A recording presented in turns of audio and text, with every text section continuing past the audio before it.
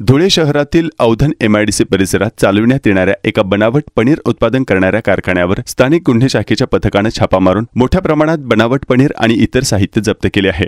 या छाप्यादरम्यान पनीर बनवण्यासाठी वापरले जाणारे रसायने आणि उपकरणे देखील आढळून आली आहेत। पोलिसांना गोपनीय माहिती मिळाली होती की या कारखान्यात अत्यंत अस्वच्छ आणि धोकादायक वातावरणात बनावट पनीर तयार केले जात आहे।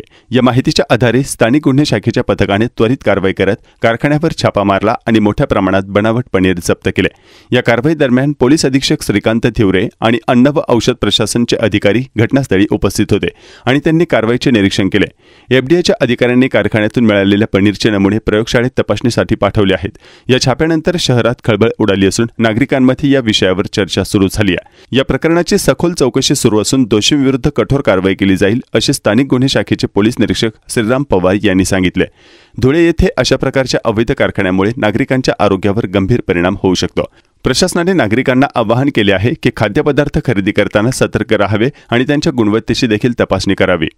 औधन एमआयडीसी येथे एम ब्लॉक परिसरामध्ये एका पत्र्याच्या शेडमध्ये बनावट पनीर बनवण्याचा कारखाना सुरू असल्याची गोपनीय माहिती मिळाली होती। स्पॉटवर जाऊन खात्री केली असता त्या ठिकाणी मशिनरीज, दूध, त्याच्यानंतर त्यांनी बनावट पनीर बनवण्यासाठी जे मटेरियल आहे त्याच्यात केमिकलचे ड्रम्स, त्याच्यानंतर पावडर वगैरे तिथं मिळून आले। त्याची खात्री करण्यासाठी आम्ही तात्काळ फूड अँड ड्रग्सचे अधिकारी तसेच पशुवैद्यकीय अधिकारी यांना पाचारण केले।